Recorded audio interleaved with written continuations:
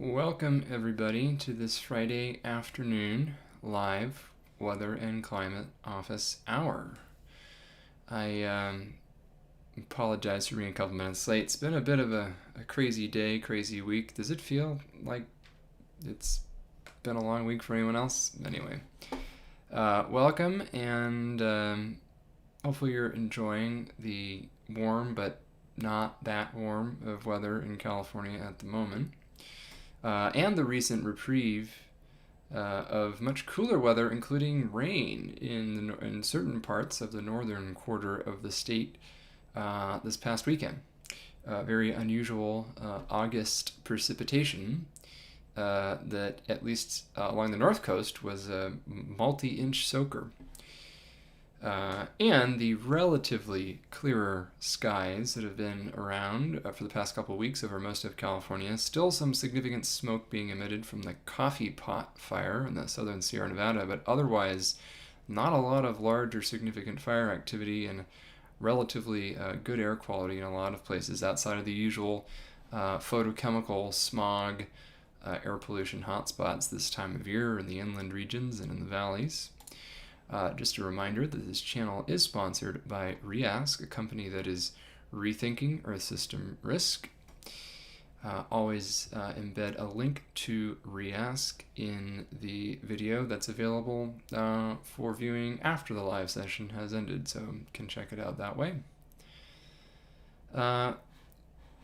Interesting things going on globally, that's for sure, even as California is not experiencing anything record-breaking in the weather department at the moment. This seems to have been a pattern, by the way, in recent years whenever California is experiencing record-breaking weather, which has happened a lot over the past decade.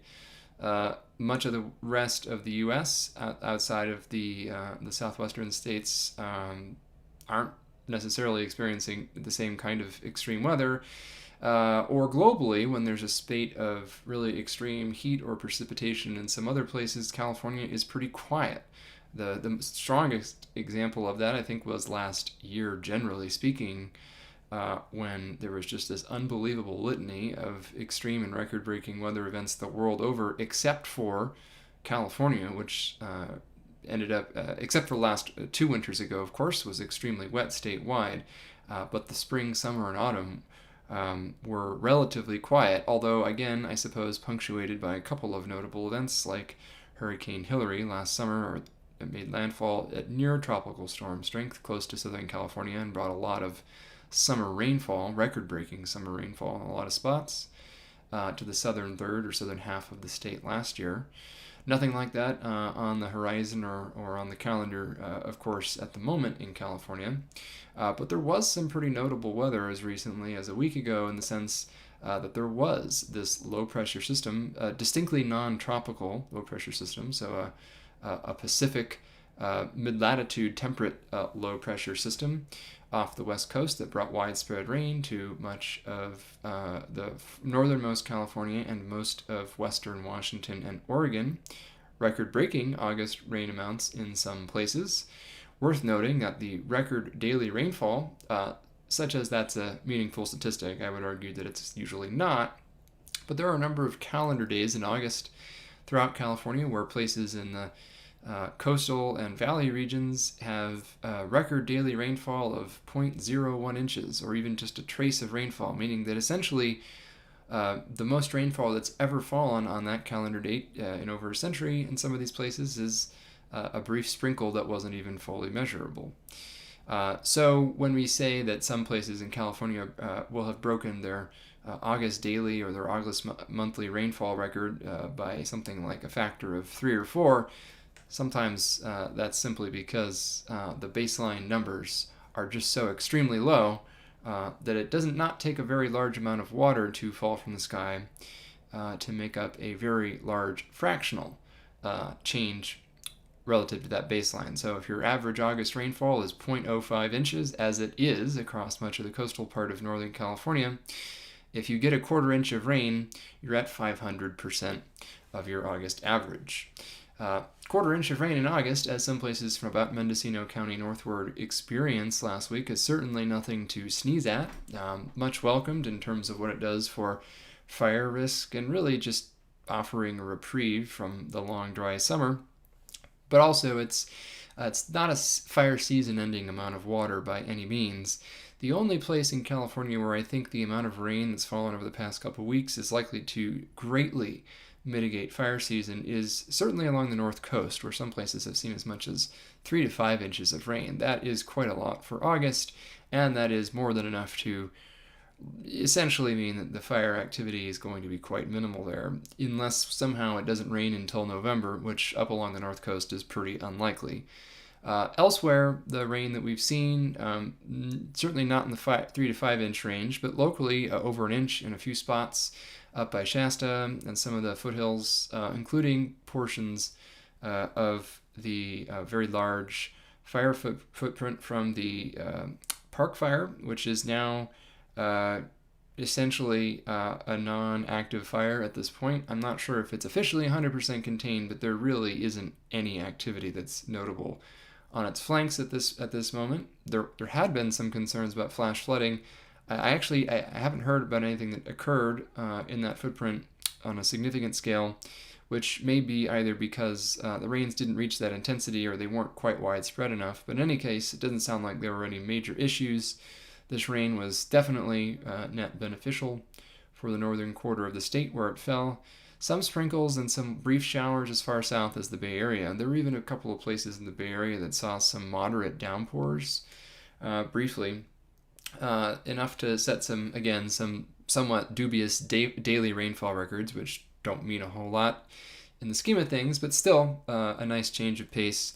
But the amount of water that fell from the sky does not meaningfully say anything about fire season moving forward south of about central Mendocino County. So we've already had enough warm days this week to sort of offset the rain that occurred south of about Mendocino. Again, that's not true up along the north coast where it was actually quite wet for a period.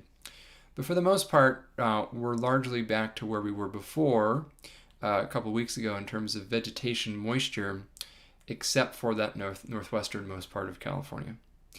And it's been relatively warm this week, although nothing record-breaking. It feels probably comparatively warmer because we had quite a cool streak for a few days there, or a better part of a week in some spots, including what ended up being the coolest day on record in places like Reno and in some parts of the High Sierra at the peak of the anomalous low-pressure system this past weekend, which even featured a dusting of an inch or so of snow at the very highest elevations in the Sierra. That is not common in August.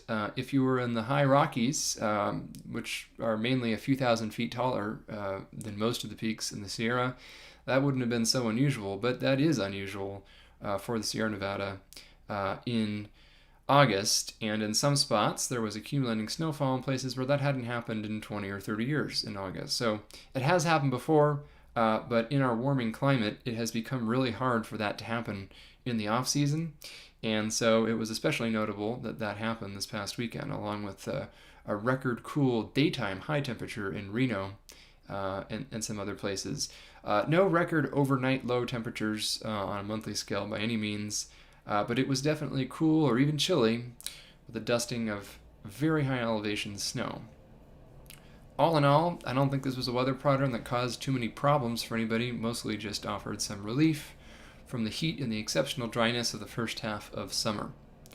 And even as the heat has returned right now, as I mentioned, it's far from record-breaking, and so I think that for the month of August, much of California will, in fact, end up eking out yet another above-average month temperature-wise.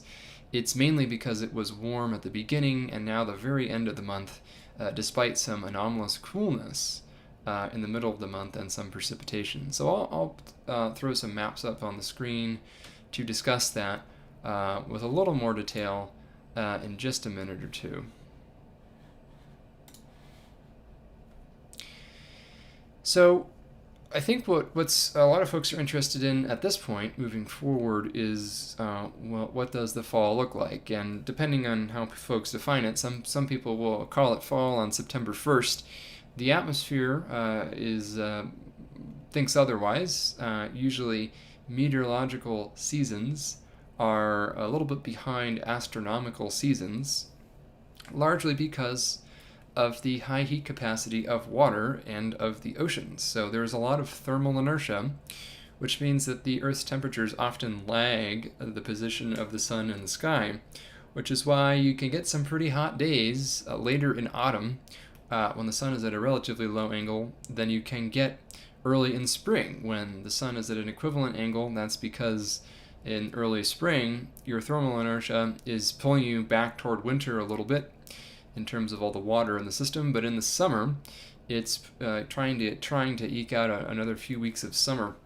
So, and this is true just about everywhere, but it's amplified even farther in coastal California because the hottest time of year along the coast of California, and this is true within about a 10 or 20 mile coastal strip for almost the entire state, a portion of the state that is usually socked in with a pretty consistent marine layer for most of the summer, so that cool, moist air under a shallow marine inversion that keeps places foggy and cool on the west side of San Francisco or west side of LA, San Diego, or even up in Eureka. Very different places, but all feature persistent marine layer coolness, moisture, and cloudiness for a lot of the warm season.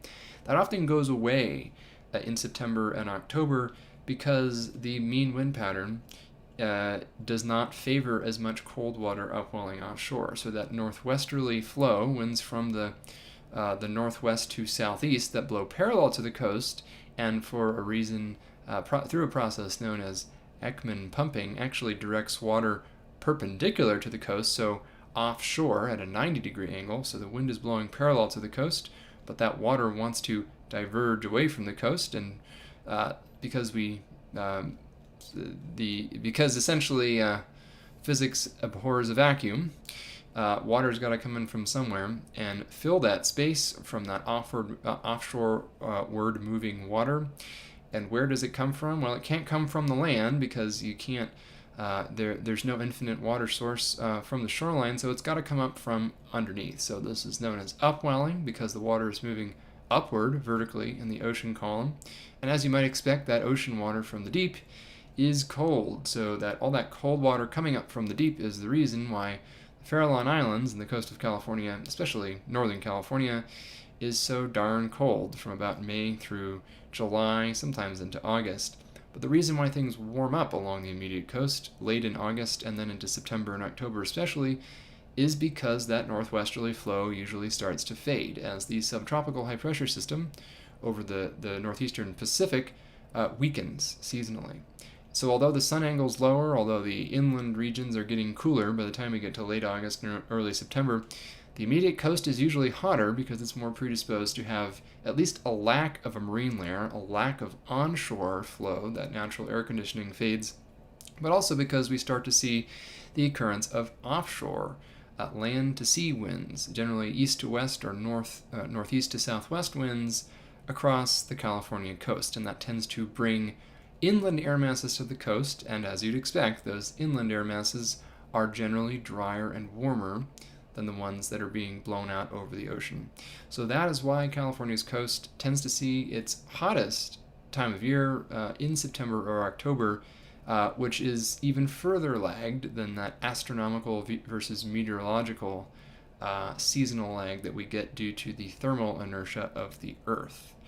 All of that is to say, there's a reason why many of California's major wind-driven wildfires in places like the San Francisco Bay Area and in coastal Southern California, all the way from the Central Coast, so the Santa Barbara coast, the Ventura County coast, southward all the way LA, Orange, and San Diego counties, is usually late in the season, September, October, sometimes even into November, especially in recent years.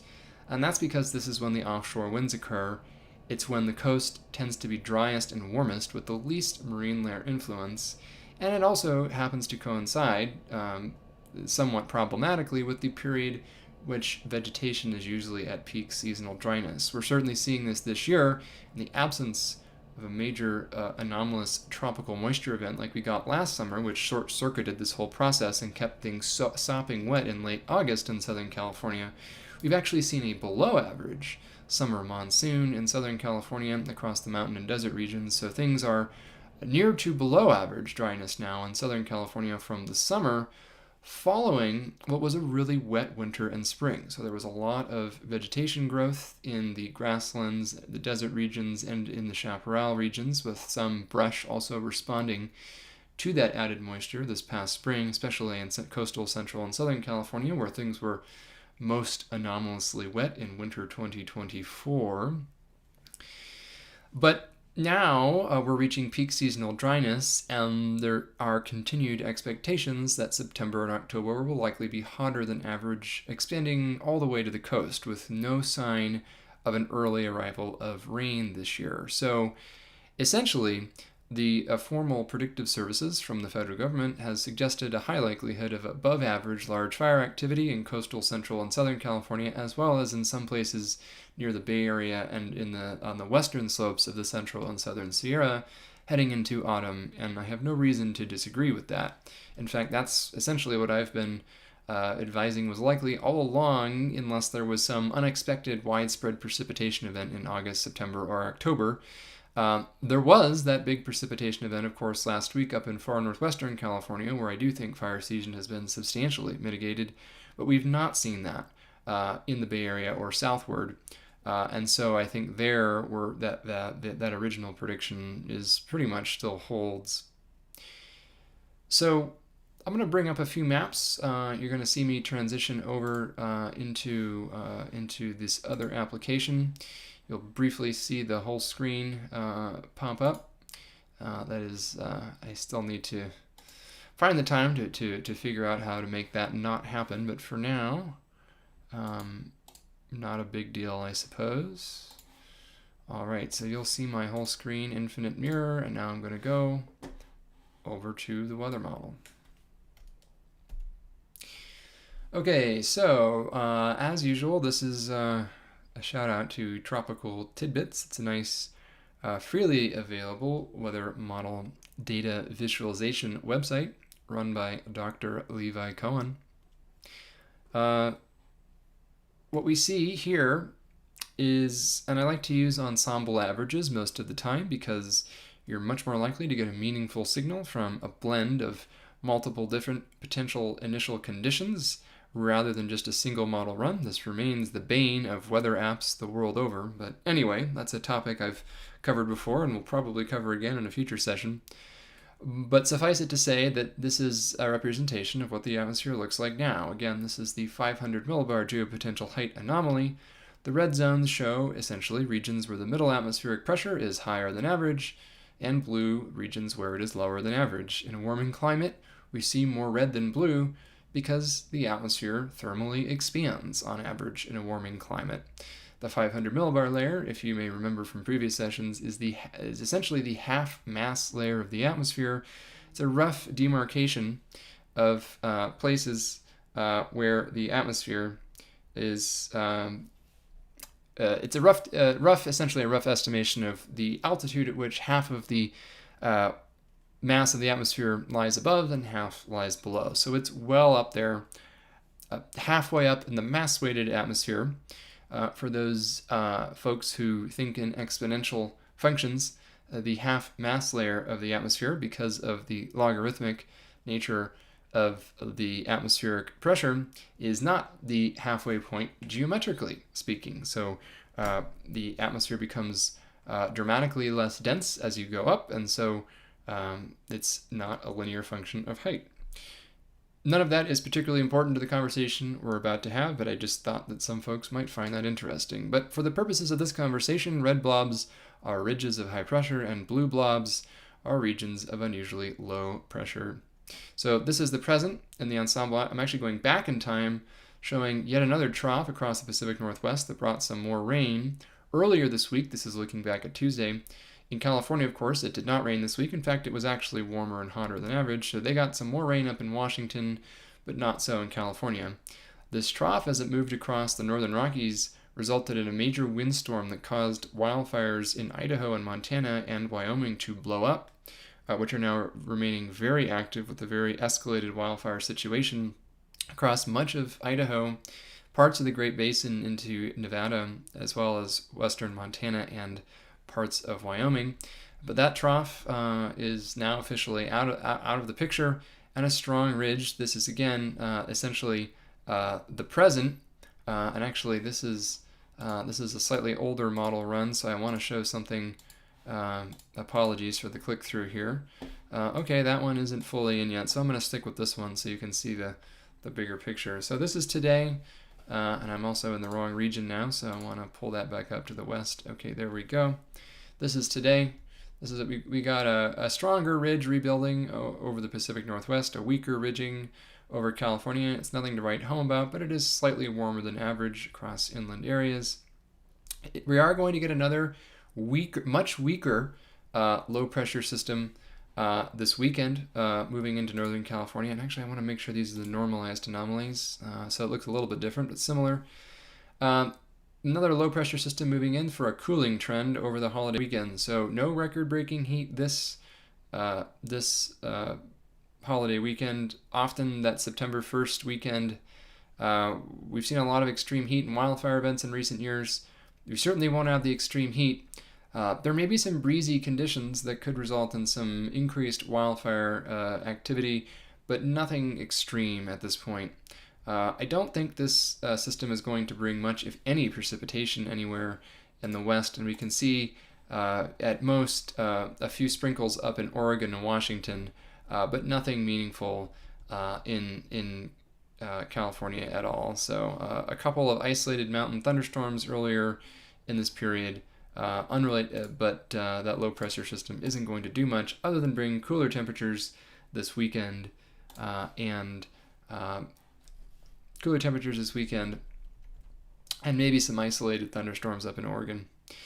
Okay, but as we go later into next week, it looks like a stronger ridge is going to build, and actually this is going to be a much more notable heat wave than the one we just experienced in California. So this one looks to be pretty widespread, a little bit of a double-barreled anomaly, one again across Southern California, Southern Arizona, and then another one up in the Pacific Northwest. Northern California, not quite as anomalous, but still a pretty strong ridge, much warmer than average as we get into early September. So this is about a week from now. This is a pretty strong signal for a major heat wave, especially in Central and Southern California. And given the time of year, it's possible that there could be some modest offshore flow with that. So if I bring up the ensemble averaged pressure anomalies here, you can see that there is, and I'm going to bring up my drawing tools to make this a little bit clearer here.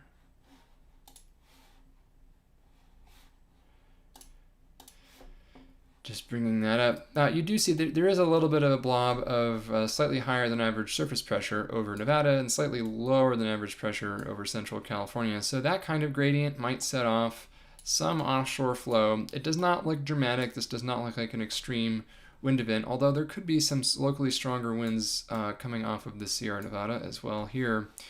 But generally speaking, this is going to be a significant heat wave, more so than a significant wind event, it looks like. And as we go forward a bit, I'm going to bring back that normalized height anomaly to bring back the red equals ridging piece.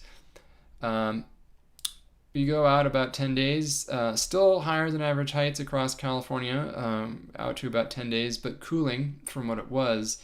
And then as we get into the second week in September, there is a signal for a larger scale trough, an early season trough, along the Pacific Northwest coast. So right now, it doesn't look like this is going to extend fully into California. This could be a situation where the North Coast sees a few scattered showers and cooler temperatures, and Southern California remains warmer than average, with sort of the Bay Area, Tahoe, I-80 type corridor remaining dry, breezy, and cooler. So a relief from the heat and nothing extreme, but also not looking right now like there's going to be any meaningful chance of precipitation, except for maybe a few showers once again along that North Coast. There is actually, once again, as we head towards the middle of September, a signal for increasing ridging once again, less extreme than the signal earlier in the month. This is, by the way, the European ensemble. There is a stronger ridge signal in the American model, or at least there was at last check. Perhaps that has changed. Looks like that has changed. So not as strong of a ridge signal heading into mid-September, it looks like. So we'll kind of have a potentially significant heat event just after the holiday weekend coming up, and then a period of alternating above and below average temperatures with some breezes at times. Probably not any precipitation. In fact, if you look at this going on a couple weeks, this is pretty minimal for an ensemble average, except perhaps, again, as I mentioned, right along that far north coast, could see some showers. Elsewhere, this is pretty much just noise on the ensemble average heading into mid-September. So not foreseeing any widespread record-breaking heat, although the heat about 7 to 10 days from now looks quite significant in central and southern California and in Arizona as well. The Pacific Northwest, though, could see some decent rainfall, and I still think this means that the likelihood of major wildfire activity west of the Cascades is not zero, but given the rain that's fallen recently, significantly lower than it would have been, and maybe even lower in a couple of weeks if this rain falls as well, despite the upcoming heat. But one thing I will mention, and actually this is maybe a good map to draw it on, because it kind of gives you the right sense of things. I think that fire season is largely going to be over about west of that red line. So it does include a bit of California in the north coast. And never say never. There are actually still some fires you can see on satellite in this region right now, burning in heavy timber. So no absolute guarantees. But right now, this pattern looks like, at least from west of the Cascades, essentially, and including the far north coast of California, I think things are largely done. The recent rainfall in this region essentially did mitigate fire season. So we are seeing a reprieve because of the precipitation that fell. Some places saw more than others, and the precipitation was patchy, but some spots did see over an inch, so that is significant. But it's also not fire season ending, especially in the context of the record-breaking heat and evaporative demand we saw earlier this summer in this region. So there is a bit of a legacy that's going to persist. Now, of course, as I mentioned, south of about that line, fire season, and this is essentially true in this whole region, which includes most of California, including all of central and southern California, as well as the Great Basin into Idaho and parts of the Rocky Mountain Front Range as well. These are areas where we could well continue to see significant fire activity and even above average fire activity over the next couple of months, unless something dramatic happens, because the seasonal outlook for this region is warmer and generally leaning towards drier than average. So this includes, of course, everything from about the San Francisco Bay Area or so southward. And that's not too surprising given the typical seasonality that I mentioned this time of year. Okay, and just to talk a little bit about what we're seeing right now on the satellite map, this is a live current view. I'll get my drawing tool back up and show a few things of interest.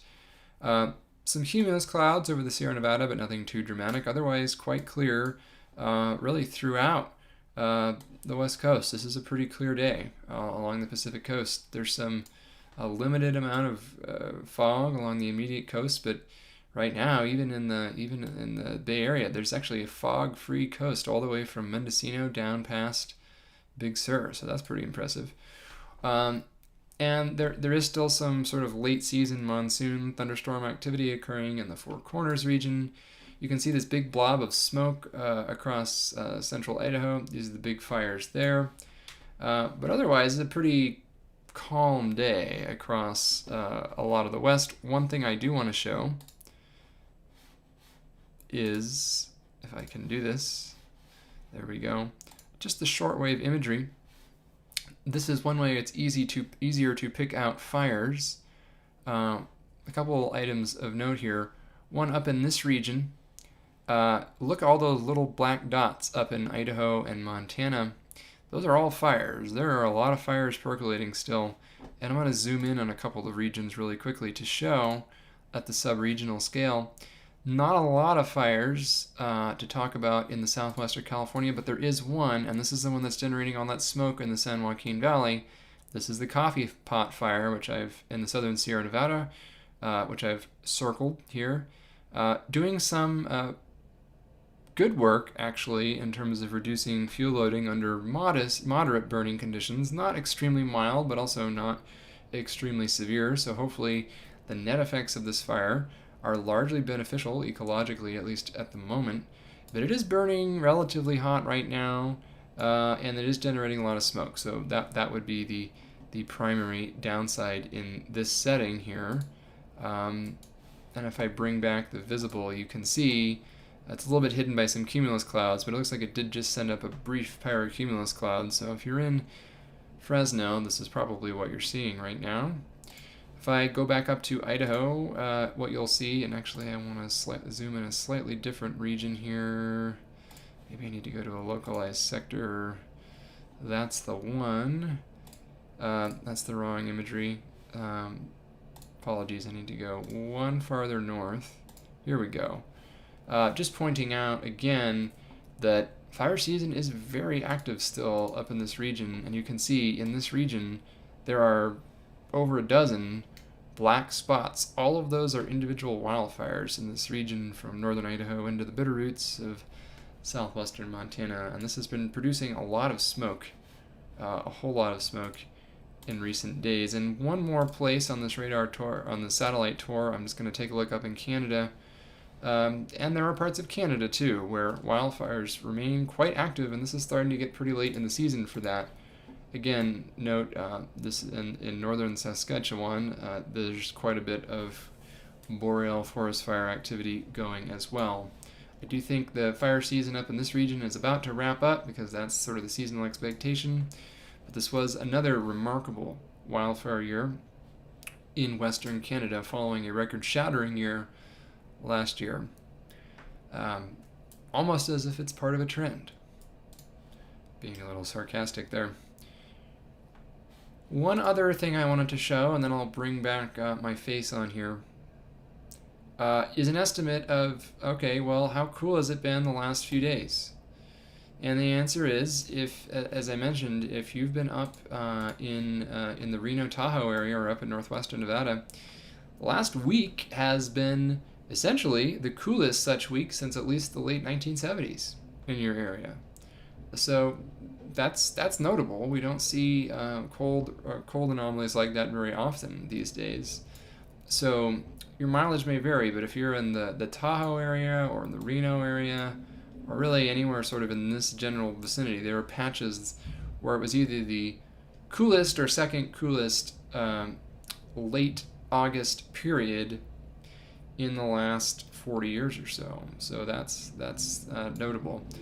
Also notable is that throughout most of California, the last week has indeed, as you'd expect, been cooler than average. Your mileage varies depending on where you are. It's been pretty cool relative to average in the Southern California metros. It's not really been much cooler than average at all in the Bay Area. In fact, there's even a few spots where it's been warmer than average. But this is definitely a case where there's been more cooler than warmer than average. But of course, this is just over the past week. So if I go back to the last 15 days, we start to see a different picture. Still cooler than average in Northern California and Oregon, but not so much in Southern California. If we talk about the last 30 days, now we're back into most places in Southern California being warmer than average, but then still some pockets of significantly cooler than average up in Northern California. So August has been an interesting month because there are pockets in the Southwest that saw their hottest period on record, but this is not nearly as widespread as the record heat earlier in the summer. And there are places in California that were actually quite cool in August, especially in northwestern California, as I mentioned, where we saw a lot of the rain. But what happens when we go back to the last 60 days, this gets us back to early July, and even the last 90 days. So let's take a look essentially since, this is actually since June 1st. So this is pretty much going to be what the summer anomaly looks like overall for the West, even factoring in what was a very cool August in some places. California is likely to have experienced its hottest summer on record, once again, because that's true in all of the places that are bright red. What is kind of interesting is there are some places that definitely did not experience their hottest summer on record. In fact, in this data set, there were a few spots up in northwestern California that experienced some of their cooler conditions on record in the last 40 years. I'm not sure if this blob in West Marin is real or a data anomaly, but there's clearly some pockets along the immediate coast where the summer was not noticeably hot, including in parts of the Southern California metro. So again, most of California's population lives along or west of the squiggly lines, so in a great minority of the land area, and yet to the east of that line, this was the hottest summer on record in most of the state. So another interesting example, and it will also be interesting, and we don't have an answer to this, so I know folks will ask in the comment section, is this a signature of climate change? Are we going to continue to see really rapid warming as soon as we get 20 miles inland, but not nearly as rapid warming right along the immediate coast? That is possible with California's complex marine layer dynamics. But there are meteorological reasons to believe that either that or the reverse could be true in the long run. If this is just sort of a short-term anomaly or a long-term persistent trend, I think remains to be seen. What's really clear, though, is that everywhere except for the immediate California coast, this was either the hottest or second hottest summer on record everywhere in the bright red or orange. That's the big picture about this summer, and yet for much of the California's population, which lives in the squiggly zone here, that's not really what you experience. So that divergence is interesting, I think, for a variety of reasons. And just for fun, I'll bring up the precipitation percent of average, or maybe the precipitation rank is more interesting. So that's what is going to be shown here. It's essentially the same variable, but for precipitation, showing that overall, this is again the last 90 days, so this is essentially for summer. One thing that's interesting, because this now encompasses most of the southwestern monsoon period, is that this was a good monsoon year, right around the Four Corners, with well above average precipitation. In parts of New Mexico, it was a good water year, although this is partly because of that early pre-monsoonal rainfall, so whether it was monsoon or not, But in this region, generally speaking, the summer was pretty good. But throughout the rest of the Southwest, it wasn't so great. In the Great Basin, this was a pretty poor monsoon year. In some places, it was in the driest 10% of all monsoon years. Some parts of Arizona, including just south of the Mogollon Rim, was actually one of the driest monsoons on record. And this was, as I mentioned earlier, a very poor monsoon across all of the portions of California that usually do see some meaningful, actually I could extend this even farther west, some meaningful summer monsoon rainfall. So in southeastern California, extending all the way into even like the LA County mountains and deserts, this was not a very good monsoon. One place that did well, as I mentioned, a place that doesn't usually see much precipitation, if any, in the summer is far northwestern California along the north coast and the southwest coast of Oregon. This is why I think this region is largely done with major wildfires this year. But everywhere else, not so much. A couple of areas of concern this fall will be the Front Range of the Rockies. That's generally been quite dry, even locally record dry. The Great Basin is going to continue to be active when it's windy. We'll get some wind-driven Great Basin grass and brush fires in all likelihood. And then, as I mentioned, pretty much this area, this whole zone here, fire season very much still ongoing. So that's probably all I have for the graphics part of today. And you're going to see my face again. There we go. I'm going to go back into the right window so that I can help out with this. All right, there. Okay, so now I want to take a look at what folks are saying, since I did promise that I would try and leave some time for, well, questions as always, but also a brief Ask Me Anything session at the end. Interesting, there are quite a lot of folks joining today. These are numbers that I usually see when there's a very active weather event. So either I found a good time on a Friday afternoon, maybe that's part of it, when everyone is just about done with the week, or people are really interested in the weather coming up, perhaps for the holiday weekend. So either way, welcome. Thanks for joining. All right. So I'm going to start going through questions. I'm going to start with, actually, given we got about 15, 20 minutes, I think I'm just going to answer anything that's come in thus far. So I'll prioritize questions about the short-term conditions, but I'm also today taking some broader questions since we have some time. And I know folks appreciate that, and I enjoy answering things off the cuff. Can't always give you the perfect answer because, of course, it's all spontaneous and live.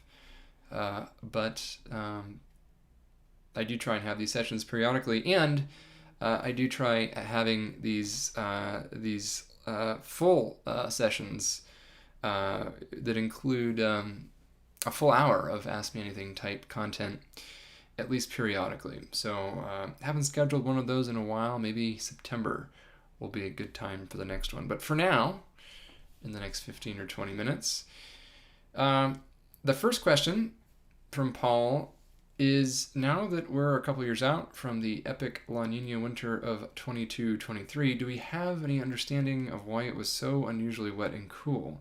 So if you recall, winter 2022-2023 was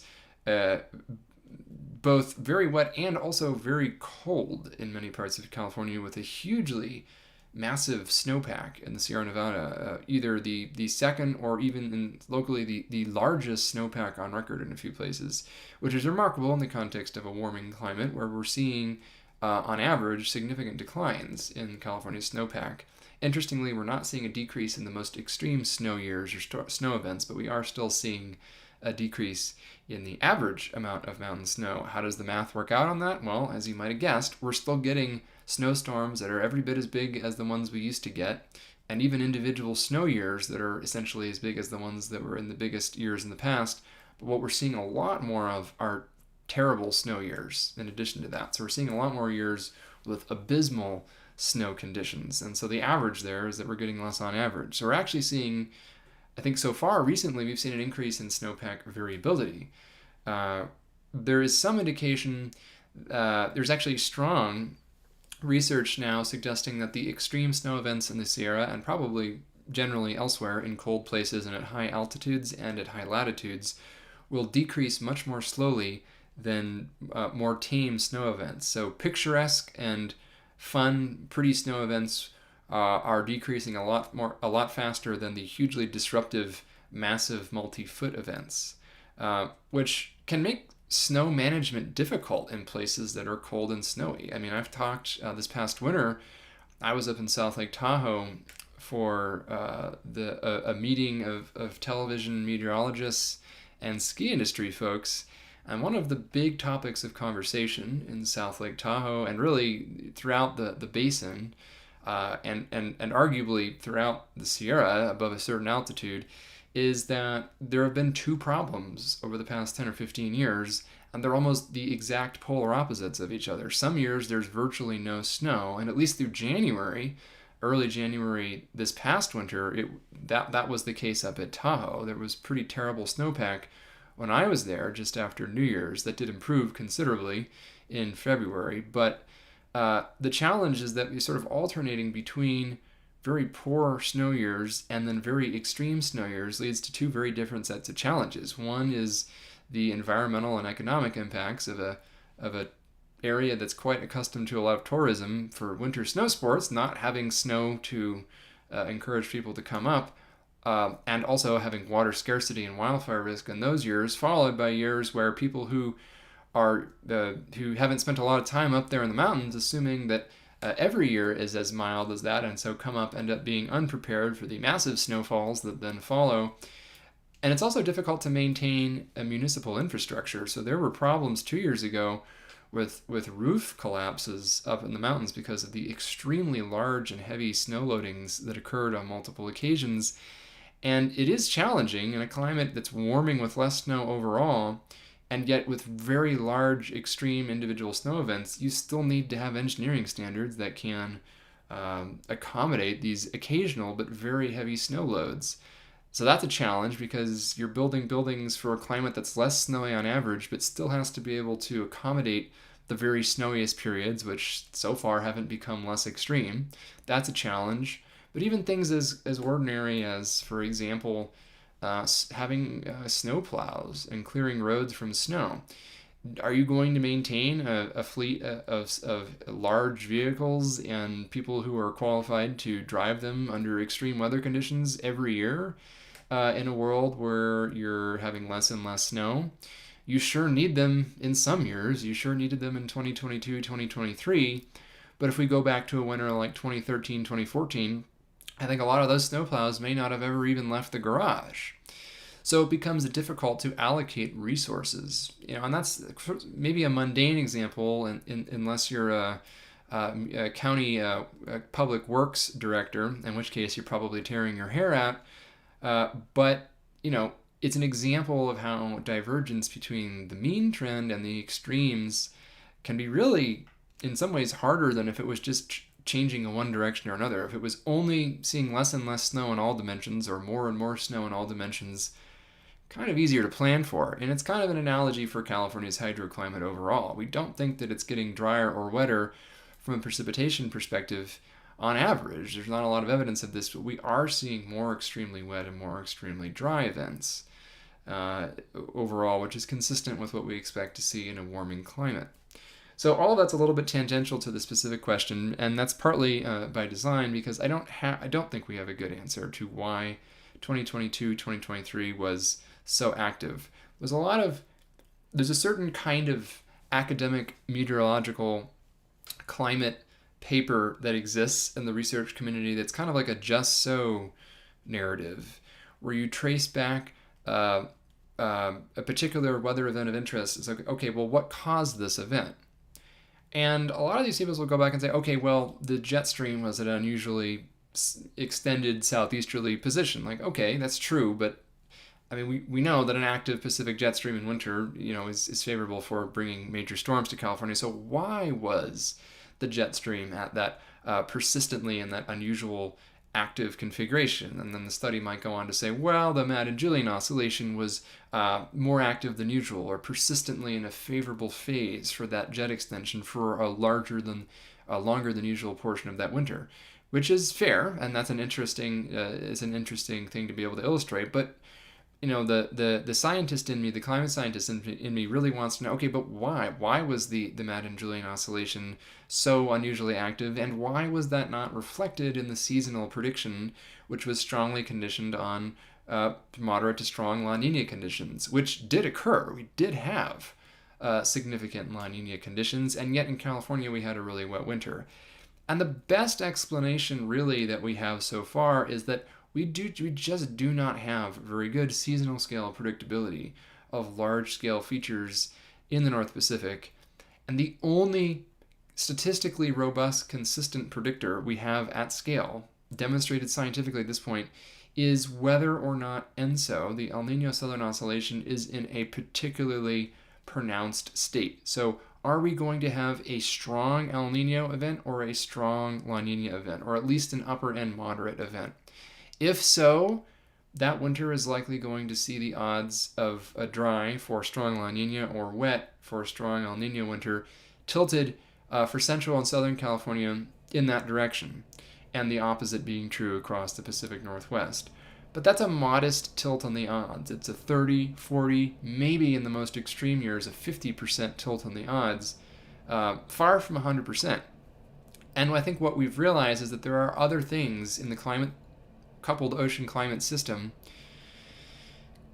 atmosphere system, I should say, that can override that ENSO influence. So it's there. It's not like El Nino and La Nina connection with hydroclimate are imaginary, and it bugs the heck out of me when folks, including some scientists, will say, oh, ENSO doesn't matter for California precipitation. It absolutely does.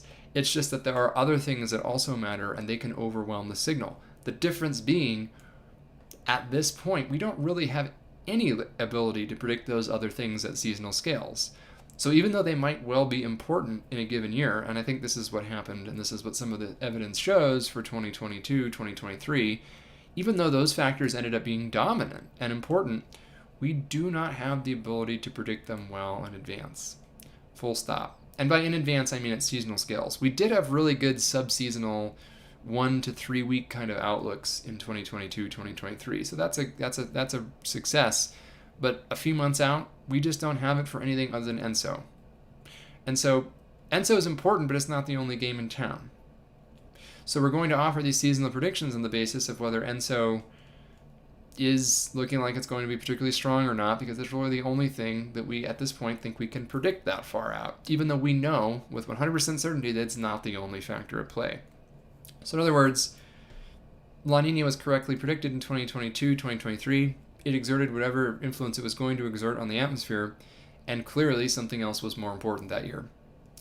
And some of that may be intrinsically unpredictable. Internal variability, which is effectively, at seasonal scales, random. My personal hypothesis is that we over-attribute the amount of that variability that's truly random. I personally think that there are predictable aspects to this that we're just missing. So I agree with the folks who showed that the seasonal predictions are not very skillful, except with respect to the relationship with ENSO. I think that's objectively true. But where I differ with the I don't even know, I think I can call it the mainstream opinion, but maybe the most common opinion on this, which is that a lot of that variability that can't be attributed to El Nino and La Nina is theoretically even unpredictable, that it is essentially chaos, atmospheric chaos in the Lorentzian sense, and therefore not predictable. There's clearly some element of that, and maybe it is even the most important piece. But I also believe that there are other things going on beyond ENSO that could at least hypothetically be predictable because they are traceable through the Earth system. Probably mostly ocean patterns, to be quite honest, because that seems to be where most of our seasonal predictability comes from, but possibly also some things like the initial state of the stratosphere. Most weather models and seasonal models do not have a very well represented stratosphere, so we know that they get certain things wrong because of that. The interface between the ocean and the atmosphere, between the sea ice and the atmosphere, there's some indication that Arctic sea ice does play a role in what's going on in the North Pacific at seasonal scales, but climate models completely disagree on exactly what that looks like, the polar opposite response. Some modeling configurations say you get a big ridge with low sea ice, but other models say you get a big trough. So very wet versus very dry for the same loss in sea ice. I don't think we understand that mechanism yet, except to say it is clear that you can excite the system in a way that can affect California winter precipitation by messing with Arctic sea ice in these models. So there's clearly a node of sensitivity there. And I think this may relate to a question that's further down, which is, this is actually where I think the most interesting application of artificial intelligence in the space is right now. I know there's a huge amount of focus on building ground-up AI weather and climate models, and there's been arguably quite a lot of success there, but I also think that the very best ones right now are still comparable to the weather models we already have. I mean, a lot of these big breaking news headlines in Nature and Science journals, and don't get me wrong, the scientific advances are amazing to have done this, but the net result is that we now have AI weather models that are about as good as the traditional ones that we already have. They run a lot faster, but they aren't necessarily better, and that's partly because most of them are trained on those models that we already had. So they become really good, essentially, at emulating either the model's behaviors themselves or hopefully the underlying processes, which would be better. And there's some evidence that that's happened. But where I think the interesting nexus with artificial intelligence and machine learning could be, is there a way to sidestep some of this? Can we learn more about how the stratosphere initial condition or the Arctic sea ice or the remote subtropical Pacific Ocean temperature conditions might affect California precipitation? We might not need a full process-based model to get some hypotheses there. Could you build a better statistical model using machine learning and artificial intelligence than trying to cobble together a fully coupled global circulation model from AI-based approaches? My inclination is yes, and I think for me personally the most interesting use of artificial intelligence in this space is to do just that right now, which is to improve the pieces of traditional models that we know are weak for numerical reasons, so precipitation parameterizations or subgrid scale processes. All of this sounds very technical and tricky, but I know there's probably at least one or two people from Google or NVIDIA on this, so just in case you're listening, I think the most compelling use case right now is to improve those pieces of weather and climate models that we know are deficient because the bar is low. It's relatively easy to result in something that's better when it comes to precipitation parameterization or triggering convection in models or sub-grid scale processes. But also, in a much bigger picture, zooming out abstractly, it's also potentially really helpful to be able to uncover hidden relationships at large scales that, frankly, our existing climate and weather models just don't do a good job of representing. So we circumvent them and just say, okay, here's a tranche of stratosphere data and ocean data and land surface data and sea ice data, and here's what happened with precipitation in California. It's a bit of a black box, but what do you think happens next? I know some folks are working on this. So far, I haven't seen anything that's extremely dramatic or compelling, but we might get there. And I'm more, to me, my intuition is that it's more realistic to expect large advances in that kind of context first than in getting AI weather models that are greatly superior to existing physics and process-based ones, at least for the moment. Could prove me wrong. I have 3 papers up on my screen. You may have seen the tabs that I need to read about this. But anyway, it's a fast evolving landscape. So much longer answer than perhaps folks anticipated, but I think it addressed a couple of questions downstream as well. Next question from Danny. Take a sip of water. Can you readdress fire fuel hours for those of us still a little confused? I think this is referring to the notion of 1, 10, 100, and 1,000 hour fuels. This is a reference to the different types of vegetation in wildland firefighting world. Different kinds of dead and down vegetation are referred to as fuels because, from the perspective of a fire, that's what they are. Ecologically, of course, they're something other than just fuel, but from the fire's perspective, that's what it is. And the hours, the 1, 10, 100, 1,000, and even 10,000, as the case may be, refers to literally the diameter of the vegetation. So 1 hour fuel, even a 10-hour fuel, might be grass, essentially. So stems of grass, literally thinner than the diameter of like a pencil or something. Whereas 100-hour fuels might be heavier brush, so you think your camise, chaparral, certain species of plants that have woody brush trunk diameters up to a couple inches. And then you get up into 1,000-hour fuels. That's essentially these are like the very largest branches or even whole trees dead and down on the forest floor. 10,000-hour fuels might be like extremely large diameter trees, like if you had a redwood log on the forest floor or something. So it refers to progressively wider diameters of actual vegetation tissue.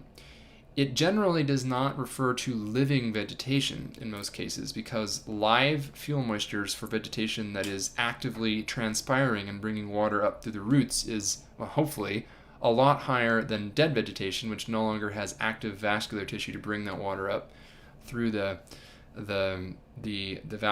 essentially through the root system and into the plant itself. So generally speaking, live vegetation, and this is one reason why having large swaths of dead trees or dead brush in a drought is such a problem from a wildfire perspective, is it behaves as dead fuel, where those N-hour fuel moistures become relevant. Live fuel moistures, on the other hand, they still vary as a result of the weather, but they do so, they're less sensitive to the weather because hopefully there's still some water that the plant can take out from the soil.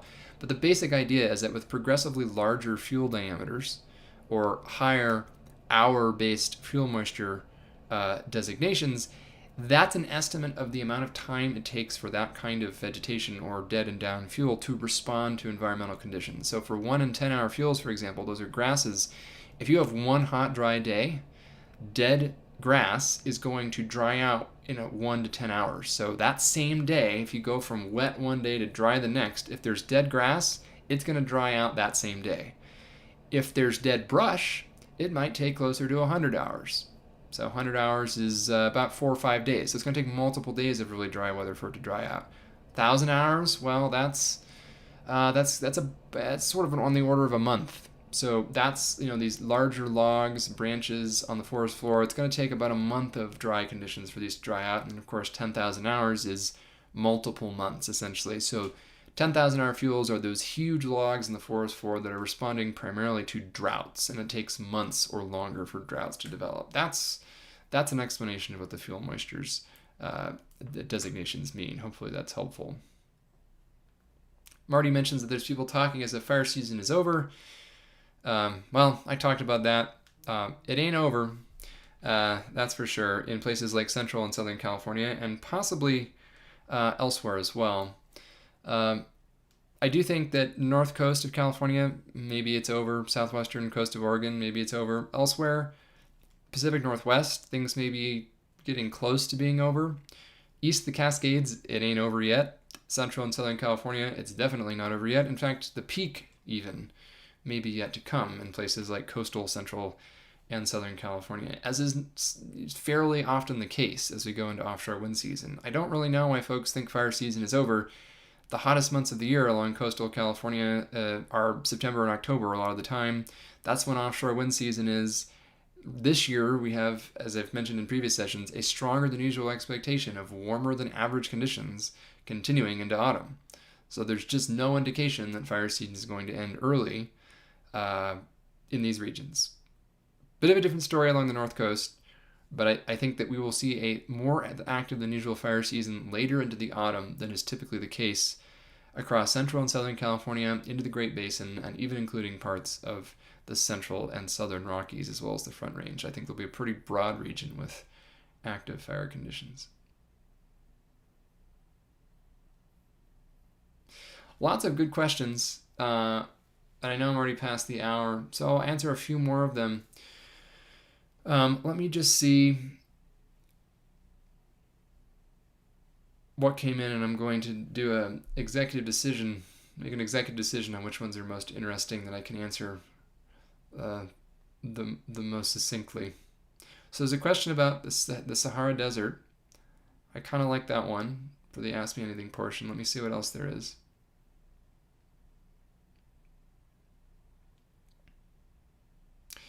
This is a quick one. Lauren mentions that she's heard that Santa Ana winds and local sundowners don't happen together. For example, here in Santa Barbara, this column is glass when Ventura has Santa Anas, and when we have sundowners, they're calm. That's usually true, and it's essentially because the pressure gradients that are required are different. So essentially, you want a pressure gradient for a Santa Ana event. It's mainly measuring the difference, the pressure differential between LA County and the inland higher elevation desert. So inland LA County, the most relevant, I think the most relevant pressure metric there is something like the Las Vegas to LAX sort of cross section pressure gradient. Maybe it's something else similar to that, but essentially it's like a southwest to northeast axis, which is essentially perpendicular to the topography there, as since along the transverse ranges, of course, up on the central coast, Santa Barbara, Ventura counties, the topography is mostly aligned in an east-west-ish direction, approximately, and that's parallel to the coast. So the coast is roughly east-west for a brief segment there, and the topography is also aligned about east-west, parallel with the coast.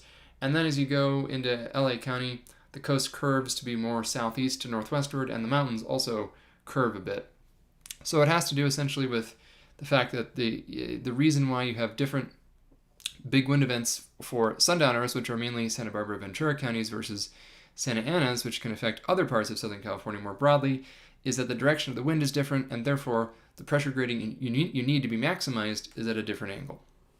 That's the main reason.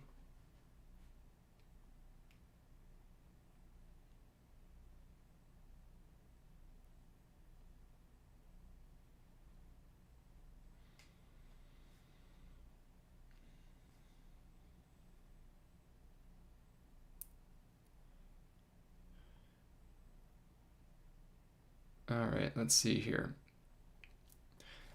Yeah, there's a comment that up in PDX, which I assume is Portland, 10 years back or so, we had that very situation, I think referring to the extreme whiplash between very large snow events, very occasionally, but usually not much at all. Where the snowplows were mostly sold off only to have a major winter storm where it resulted in cars stranded along roads. I mean, this is essentially what I'm talking about. It's true in places like Portland and Seattle that don't see a lot of snow on average, but can very occasionally see large snow and ice events. It's even true in places like Washington, D.C. that, you don't have to go too far back to talk about the Snowmageddon or Snowzilla or whatever the term was for those specific storms. This is like, you get 2 or 3 feet of snow in a 36-hour period in the nation's capital is a pretty big deal. But you go a lot of years in D.C. these days where it doesn't really snow more than an inch or two. So take your pick, flurries or 3 feet of snow. Never just a nice 3 or 4 inch coating, it seems. So it does have real practical implications.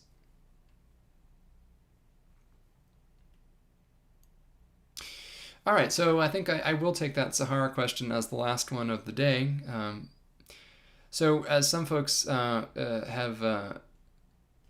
noted, it's been a very wet summer across much of the Sahara Desert.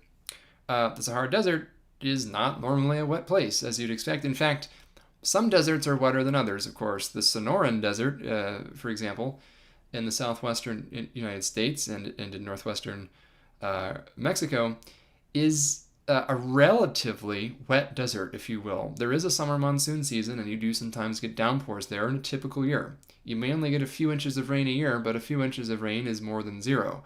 There are many parts of the Sahara Desert that have an average rainfall of essentially zero. It virtually never rains there in modern history. This is true of the interior of Egypt and Algeria and Niger and several other places, several other countries that have at least a portion of their land in what is these days effectively no man's land. There are very few people who live there because there is really just no water at all from any source across a lot of the Sahara, except for a couple of very widely scattered oases. And in these countries, essentially, there is an expectation that you can go years without a single drop of rain. The summer, though, it has poured in some of those places, and more than once. So this wasn't just a one-off isolated thunderstorm, but there have been repeated waves of incursions of major tropical moisture well northward into the Sahara, including some places that have seen record-breaking rainfall in a historical context. And there is indication that there's going to be more to come, that the next 2 to 4 weeks could bring more record-breaking rainfall in the Sahara. This is fairly remarkable. We may see some interesting ecological effects in the Sahara. One interesting thing to note is that the central and southern Sahara is expected in a warming world to potentially see a lot more precipitation in relative terms than it used to, and some ecologists believe this could lead to a greening of the southern and central Sahara, the very driest parts of it historically, perhaps even beginning within our lifetime. It's unclear exactly how quickly this would unfold if it does become wetter there permanently. I would imagine, I'm no ecologist, but I would imagine you'd first see patchy grasses, potentially, and some very water scarcity tolerant species showing up. And a lot of the Sahara is quite sandy, so it can be more difficult for plants to reestablish. It can take more time than you might expect.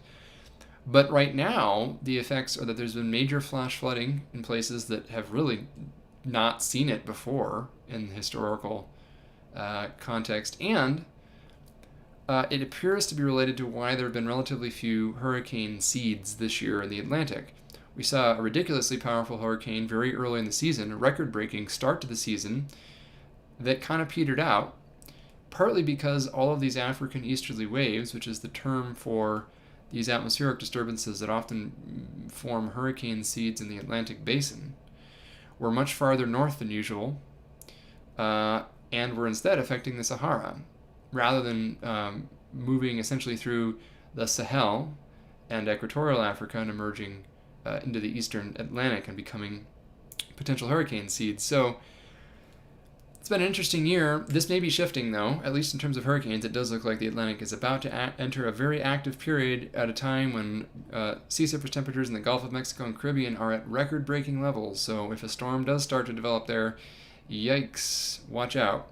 But also, the Sahara will be interesting, and it is quite possible that this will be the wettest summer on record, summer and fall perhaps, going back 200 years in some parts of the world. So, interesting piece of anecdata in a warming world where climate models insist that this is a region that will see a 3- or 4-fold increase in precipitation. As I mentioned earlier, a 4-fold increase above a very low baseline might not be a lot in absolute terms, but it could be ecologically transformational, and so it'll be interesting to watch that evolve.